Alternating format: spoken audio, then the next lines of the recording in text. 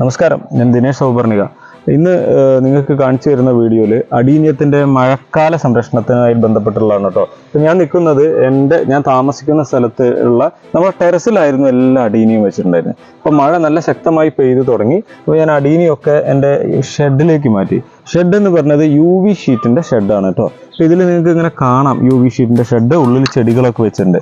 ഈ UV ഷീറ്റിൻ്റെ actual UV sheet, അതായത് നല്ല ക്വാളിറ്റി UV ഷീറ്റിന് നല്ല വില കൊടുക്കണം. ഇത് നമ്മൾ തൃശ്ശൂർ റൗണ്ടിലുള്ള ഈ ടാർപോളിനൊക്കെ വിൽക്കുന്ന ഷോപ്പുകളിൽ നിന്ന് കളക്ട് ചെയ്താണ്. ഒരു second quality type UV sheet, tarpaulin ടൈപ്പാണ്. പക്ഷെ എന്നാൽ സാധാരണ ടാർപ്പായുടെ പോലെ ഒരു കൊല്ലം കഴിഞ്ഞ് അത് പൊട്ടിപ്പോകുന്നില്ല. ഇത് എൻ്റെ ആദ്യത്തെ നാട്ടിലുള്ള സ്ഥലത്ത് ആദ്യത്തെ ഷെഡിൽ 7 വർഷം വരെ നിന്നിട്ടുണ്ട് കേട്ടോ. ഈ സാധനം ഒന്നും തേങ്ങ അല്ലെങ്കിൽ വില ഓല അത് സാധനം വിടാതിരുന്നാൽ മാത്രം മതി. അപ്പോൾ നിങ്ങൾക്ക് ഇങ്ങനത്തെ ഒരു ചെറിയ ഷെഡ് വീടിൻ്റെ ഫ്രണ്ടിൽ അല്ലെങ്കിൽ പോർച്ചിൻ്റെ സൈഡിലേക്ക് ആക്കിയിട്ട് ഇട്ട് കൊടുത്തിട്ടുണ്ട്. ഇതിൻ്റെ ഉള്ളിൽ നന്നായി വെളിച്ചം കിട്ടും. നമ്മളെ അടീനിയത്തിന് മഴ കൊള്ളാതെ ഇരിക്കാനുള്ള സംരക്ഷണ മാർഗ്ഗം കൂടിയാണ്.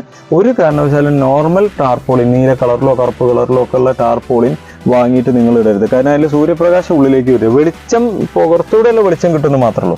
അപ്പോൾ ഈ രീതിയിൽ നിങ്ങൾക്ക് നിങ്ങളുടെ അടീനിയത്തെ സംരക്ഷിക്കണമെങ്കിൽ ഇങ്ങനത്തെ സിമ്പിളായിട്ട് ഇതിനിപ്പോൾ ചെയ്യേണ്ടതെന്ന് വെച്ചാൽ ഒരു വെൽഡർ സഹായത്തോട് കൂടിയിട്ട് ഒരു ഫ്രെയിം, ഇവിടെ എൻ്റെ ഓണർ തന്നെ ചെയ്തു തന്നത് ചെറിയൊരു ഫ്രെയിം അടിച്ചു. ആ ഫ്രെയിമിൽ ഇങ്ങനത്തെ സ്പ്രിങ്, ഈ കാണുന്ന സ്പ്രിങ് വെച്ചിട്ട് ലോക്ക് ചെയ്തതാണ്. ഇത് ചെയ്യാവുന്ന കാര്യമാണ്. നമുക്ക് ആർക്കെങ്കിലും ഹെൽപ്പ് വേണമെങ്കിൽ ഒക്കെ പറഞ്ഞു തരാം കേട്ടോ. ഇത്തരം കാര്യങ്ങൾ നിങ്ങൾ ചെയ്തു കഴിഞ്ഞാൽ നിങ്ങളുടെ അടീനിയം മഴക്കാലത്ത് യാതൊരു കേടും കൂടാതെ ഇരിക്കും. അടുത്ത സീസണിൽ നിങ്ങൾക്ക് പുറത്ത് ഇറക്കണമെങ്കിൽ ഇറക്കിയാൽ മതി, അല്ലെങ്കിൽ ഉള്ളിലേക്ക് ഇരിക്കാം. ഒരൊറ്റ കാര്യം ചെയ്യേണ്ടതുള്ളൂ.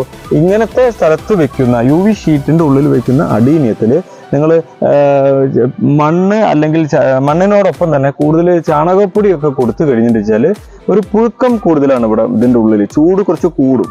അപ്പോൾ ആ കൂടുന്നത് കൊണ്ട് തന്നെ ഫംഗസ് വരാനുള്ളൊരു സാധ്യത അതിലുണ്ട്. അപ്പോൾ അതുകൊണ്ട് നിങ്ങൾ ഈ ചാണകപ്പൊടി ഒഴിവാക്കിയിട്ട് അതിന് പകരം മണ്ണിര കമ്പോസ്റ്റ് ഒക്കെ ഉപയോഗിക്കാന്നാണ് ഞാൻ പ്രത്യേകം പറയാനുള്ളത്. അപ്പോൾ എൻ്റെ ഒരുവിധം ചെടികൾ ഇതിലേക്ക് മാറ്റി. ഇനി കുറച്ച് ചെടികൾ പുറത്ത് വെച്ചിട്ടുണ്ട് കേട്ടോ.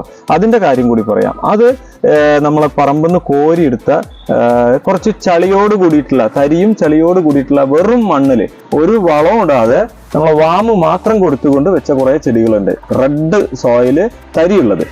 അപ്പോൾ അതിൽ വെച്ചത് കഴിഞ്ഞ സീസണിലെ മഴ നന്നായി കൊണ്ടു. അപ്പോൾ കഴിഞ്ഞ സീസണിലെ മഴ നന്നായി കൊണ്ടിട്ടും ചെടിക്ക് യാതൊരു കേടും വന്നിട്ടില്ലാത്തത് കൊണ്ടും, പിന്നെ പാലക്കാടിൻ്റെ പ്രത്യേകത ഒരു മഴ കഴിഞ്ഞാൽ പിന്നെ അടുത്തൊരു കാറ്റാ.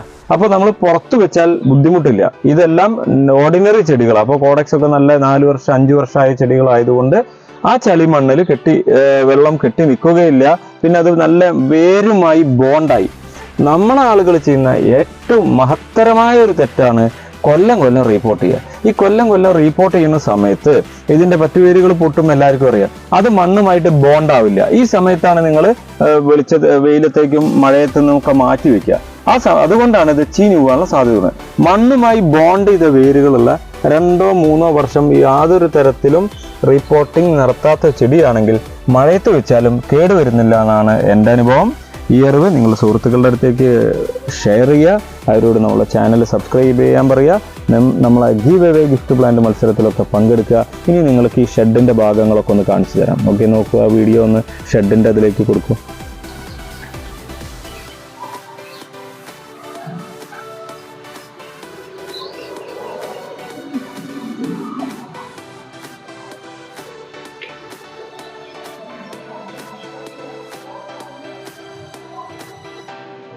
ഇതിലിപ്പോൾ കാണുന്നത് നമ്മളെ UV ഷീറ്റ് വലിച്ച് ഇട്ടിട്ടുള്ള സ്പ്രിങ് ആണ്. ഇതിപ്പോൾ എൻ്റെ 2ാമത്തെ വർഷമാണ് കേട്ടോ.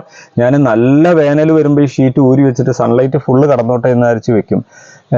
രണ്ടാമത് ലോക്ക് ചെയ്യാനും വളരെ എളുപ്പം. അപ്പോൾ ഇത് ഈ ടാർപോളിൻ അല്ലാത്ത ഷീറ്റ് ആയതുകൊണ്ട് തന്നെ ഇതിന് കുറേ ലോങ് ലൈഫാണ്.